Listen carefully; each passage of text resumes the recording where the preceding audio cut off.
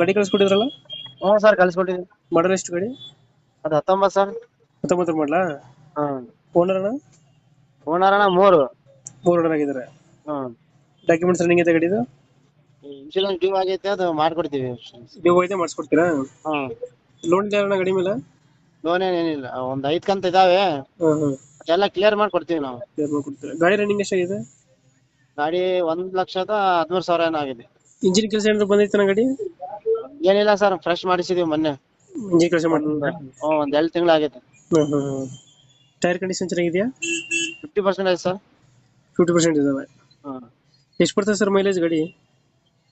Sir ಒಂದು 25. 25. ಹ್ಮ್. ನೀವು extra fitting ಏನು ಮಾಡಿಸಿಲ್ವಾ ಗಾಡಿಗೆ?